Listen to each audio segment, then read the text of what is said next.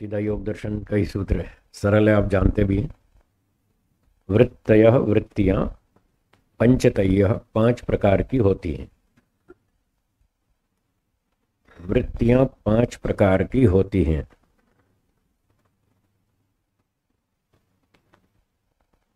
क्लिष्ट और अक्लिष्ट।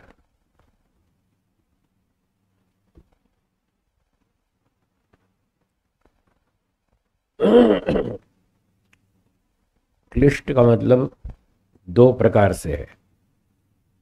एक मोटा अर्थ है, क्लेश कहते हैं दुख को, तो क्लिष्ट का अर्थ हुआ दुख देने वाली।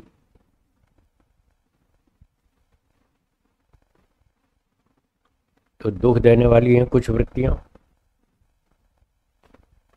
और अक्लिष्ट उससे उल्टा सुख देने वाली।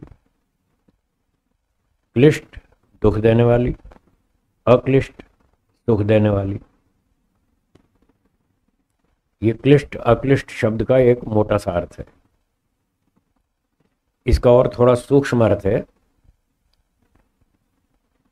क्लिष्ट वृत्तियां जो क्लेशों में बांधने वाली, अविद्या, राग, द्वेष, ये सारे पांच क्लेश बताए। तो जो संसार के क्लेशों में, अविद्या में, राग द्वेष को बढ़ाने वाली, बंधन में डालने वाली, ऐसी जो वृत्तियां हैं वो हैं क्लिष्ट वृत्तियां। ठीक है।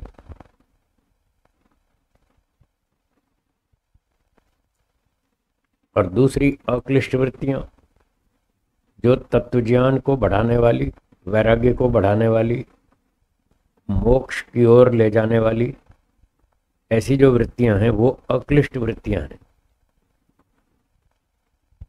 जैसे व्यापार करना,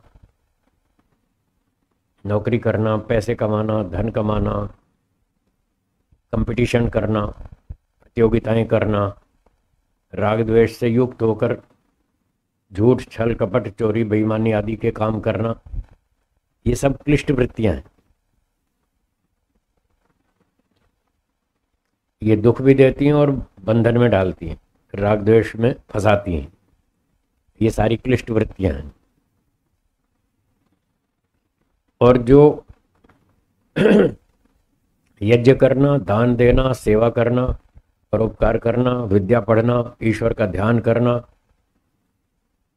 अनुशासन में रहना, बड़ों का आदर सम्मान करना, माता पिता की सेवा करना, ये सारे अच्छे काम हैं। ये अक्लिष्ट वृत्तियां हैं। ये हमको अध्यात्म की ओर, वैराग्य की ओर आगे बढ़ाएंगी।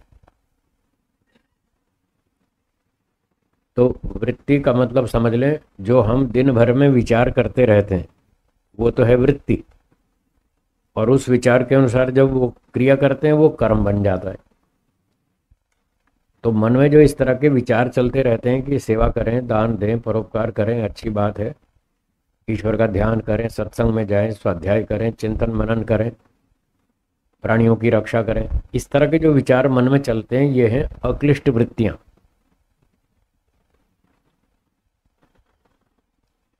और धन कमाएं और इस तरह के जो विचार चलते रहते हैं सांसारिक सुख के, सुख प्राप्ति के, वो सारी क्लिष्ट वृत्तियां।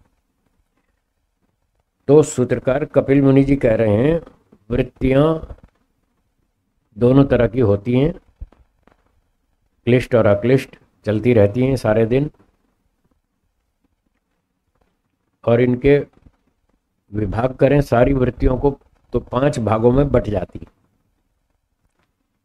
पंचतय्य, पांच प्रकार की, पांच वैरायटी है इनकी, जो योग दर्शन में भी बताई थी। उनके नाम दोहरा लेते हैं, बोलिए। प्रमाण, विपर्यय, विकल्प, निद्रा, स्मृति। ये सारी वृत्तियां पांच विभाग में बट जाती हैं। इसलिए सूत्र में कहा वृत्तयः पंचतयः क्लिष्टा क्लिष्टाश्च अक्लिष्टाश्च।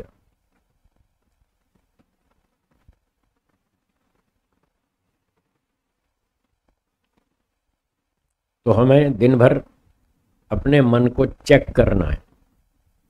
कि मन में कौन सी वृत्ति चल रही है, क्या विचार चल रहा है, संसार का विचार चल रहा है या वैराग्य का चल रहा है,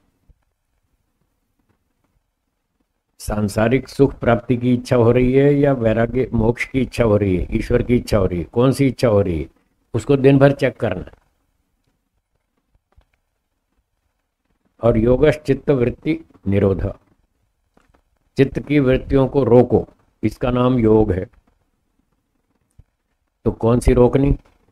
दिन भर के व्यवहार में क्लिष्ट वृत्तियों को रोकना है, जो राग द्वेष बढ़ाती हैं, संसार में फंसाती हैं, उनको रोकना है, उनका विरोध करना है, नहीं ये गलत है। और अक्लिष्ट को चालू रखना है, यज्ञ करेंगे, ध्यान करेंगे, सेवा करेंगे, परोपकार करेंगे, दान देंगे, हवन करेंगे, ईश्वर उपासना करेंगे, वैराग्य प्राप्त करेंगे, मोक्ष में जाएंगे, ऐसे विचारों को चालू रखना दिन भर, इसका नाम योग है।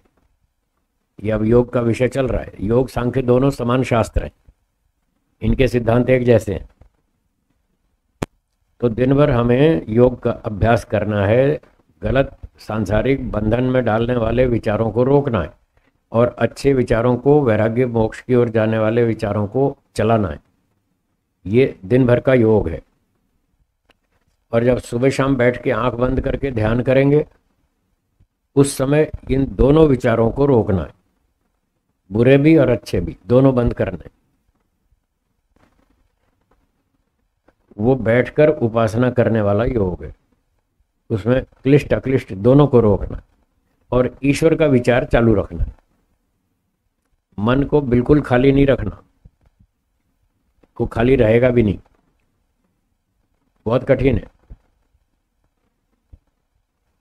योग दर्शन के व्यास भाष्य में लिखा है, चित्त नाम नदी उभय तो वाहिनी।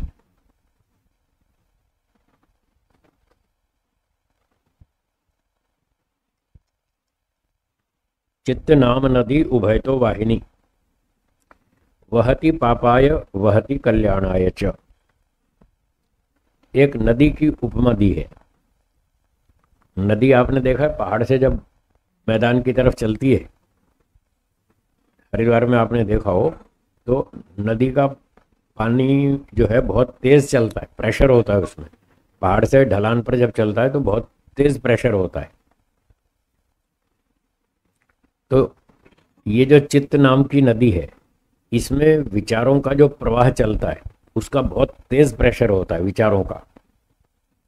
वहाँ नदी में पानी होता है, यहाँ चित्त में विचार चलते हैं, ये विचार रूपी पानी यहाँ चलता है। तो पहाड़ से जो पानी आ रहा है नीचे मैदान की तरफ, उसमें बहुत तेज बहाव है, प्रेशर है, वेग है।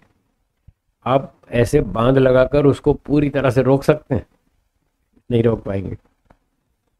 और जैसे तैसे थोड़ी देर रोक भी लिया तो उसका प्रेशर इतना ज़्यादा होगा, वो बांध को तोड़ देगा। बहुत देर नहीं रोक पाएंगे, बांध को तोड़ देगा, इतना प्रेशर होता है उसमें। तो ऐसे ही मन में जो विचार चलते हैं सारा दिन, उनका बहुत तेज प्रेशर होता है, दबाव होता है। आप उसको पूरी तरह ऐसे नहीं रोक सकते, जैसे नदी के पानी को ऐसे नहीं रोक सकते, ऐसे मन के जो विचार चलते हैं उनको आप पूरा टोटल 100% ऐसे रोक दें, नहीं कर सकते। नदी का जो पानी आ रहा है उसको आप दाएं मोड़ सकते हैं, बाएं मोड़ सकते हैं, ये कर सकते हैं। इसलिए व्यास भाष्य में लिखा है, उभय तो वाहिनी। चित्त नाम की नदी या तो पाप के लिए बहती है या कल्याण के लिए बहती है, उस दो दिशाओं में चलती है। तो पानी जो आ रहा है उस नदी का, उसको आप चाहे इधर मोड़ लो चाहे इधर मोड़ लो तो चलेगा, हो जाएगा। वो पानी यूँ आएगा और यूँ निकल जाएगा, इधर से आएगा तो उधर निकल जाएगा। पर आप बांध लगा के खड़ा कर दें, वो नहीं हो पाएगा। ऐसे ही मन में जो विचार सारा दिन चलते रहते हैं, उसका प्रेशर इतना तेज होता है, आप 10, 20, 30 सेकंड रोक लेंगे। ज़्यादा अभ्यास करेंगे 1 मिनट भी रोक सकते हैं। कुछ भी विचार नहीं, सब बंद। लेकिन वो अंदर से विचारों का प्रेशर इतना तेज होगा, आप ज़्यादा देर नहीं रोक पाएंगे। ज़्यादा जोर लगाए तो फिर ब्रेन हेमरेज हो जाएगा, दिमाग फट जाएगा आपका। जैसे नदी पानी नदी का पानी उस बांध को तोड़ देगा, तो ये विचारों का प्रेशर भी तोड़ देगा दिमाग को, टिक नहीं पाएंगे। इसलिए लिखा है या तो इसको संसार की तरफ चलाओ या वैराग्य की तरफ चलाओ, दो में से कहीं भी चलाओ, रोक नहीं सकते। तो योग का अर्थ है चित्त वृत्ति निरोध, संसार की ओर जाने से रोको और ईश्वर की ओर जाने दो। क्या बोला?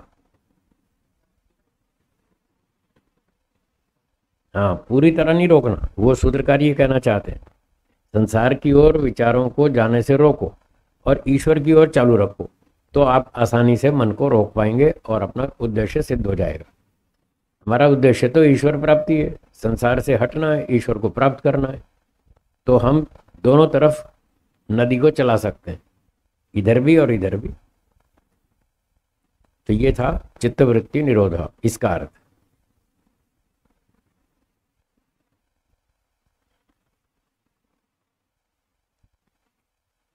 अभी बम्बई में था मैं 2-3 दिन पहले, तो 2 बच्चे आए थे बॉम्बे आईआईटी से, वहाँ पीएचडी कर रहे हैं, इसी विषय पर वो रिसर्च कर रहे हैं, विचारों को रोकने के बारे में। तो मुझसे पूछने आए थे कि गुरुजी कैसे होगा, क्या विचारों को पूरी तरह रोका जा सकता है? मैंने कहा नहीं।